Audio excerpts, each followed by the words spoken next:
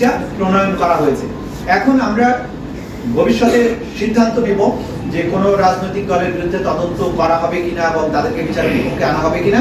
এটা আমরা প্রাপ্ত তথ্য অনুযায়ী, যেটা আপনারা জানেন যে আমাদের কোনো এফআইআর প্রয়োজন হয় না।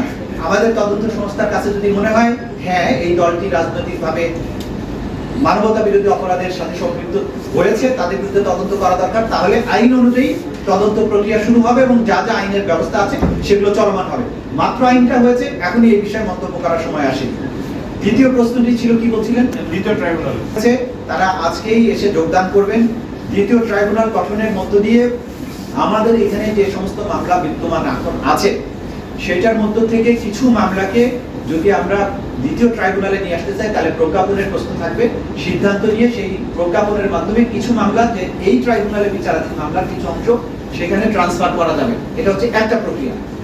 দ্বিতীয় প্রক্রিয়াটা হচ্ছে নতুন করে যে সমস্ত পিটিশন আমরা এখন ফাইল করব, কেসগুলো ফাইল করব, মিসেলেনিয়াস কেসগুলো ফাইল করব, সেগুলো চিফ প্রসিকিউটরের সিদ্ধান্ত অনুযায়ী চিফ প্রসিকিউটর যদি দ্বিতীয় ট্রাইব্যুনালে যে সমস্ত মামলা ফাইল করবেন সেগুলো শুনানি দ্বিতীয় ট্রাইব্যুনালে হবে।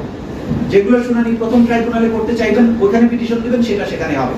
সুতরাং কোন মামলাটি কোন ট্রাইব্যুনালে যাবে নতুনগুলো এটা মূলত প্রসিকিউশন ডিসাইড করে